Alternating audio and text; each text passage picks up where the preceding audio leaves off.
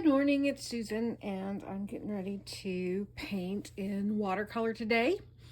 And thought I would paint some hollyhocks. And you may notice that I've got everything out, including this particular watercolor set.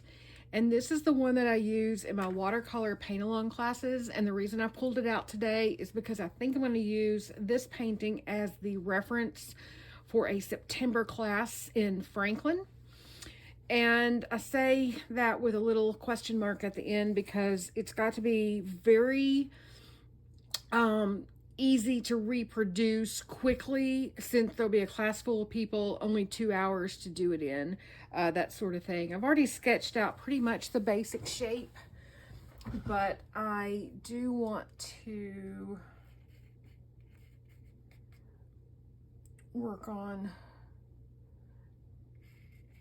some other little shapes in here.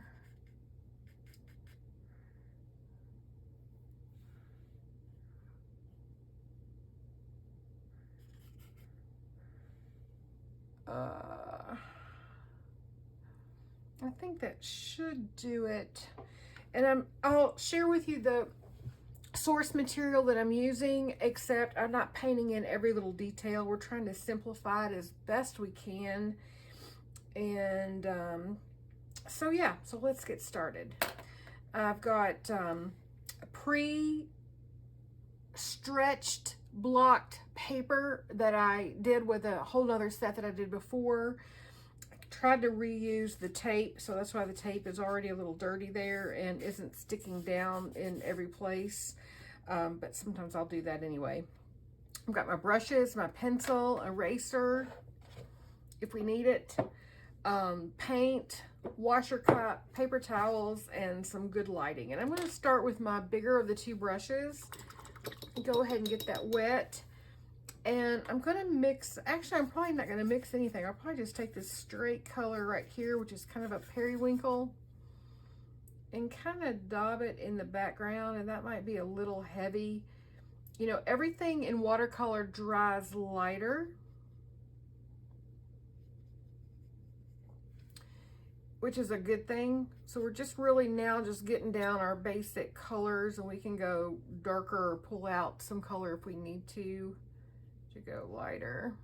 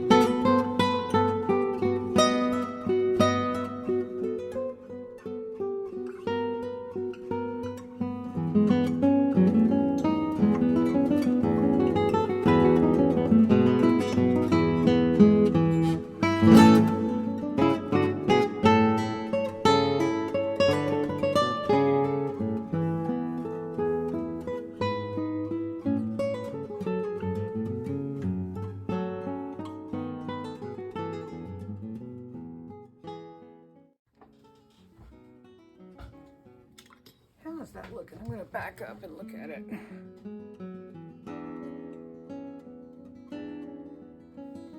I want the blossoms to pop off of the page, and I don't know whether to go darker with the blossoms or darker with the background.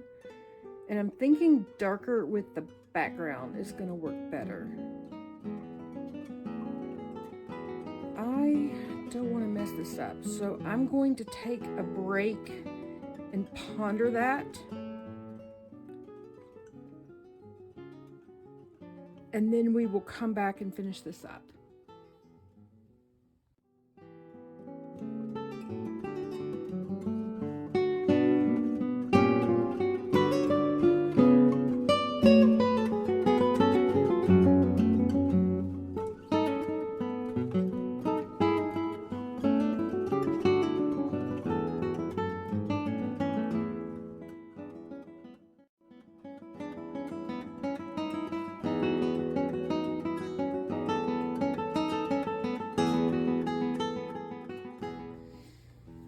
Okay, we are back, and I have spent this time running our source photo through three apps, brushstroke, waterlog, and C value, and I will share all that with you. Actually, not displeased with the way this looks. I'm definitely leaning toward darkening the background to make that pop better. I think it's just a little too mid-tone, except for this corner and the middle. Those are pretty dark. Everything else is pretty light to medium. So we are going to go darker. And I still don't want a lot of detail in there, but I do feel like I can go darker. So we're going to go ahead and take, let's see here. This is kind of a blue-green. And I added a little olive in there just to darken it up. And we definitely want to go darker.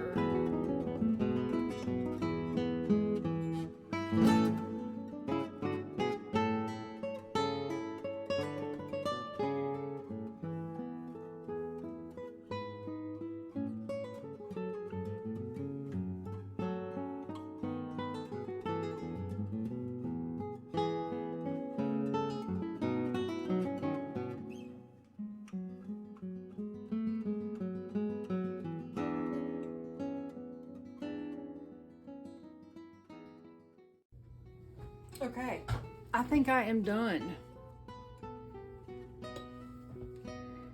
I will live with it for a little while and see if there's any little last minute touches I might want to make. For instance, I could go in with a little bit of a white acrylic and maybe even put in a little bit of the pink watercolor in it and just add some highlights in places, but I'm not even sure if I want to do that.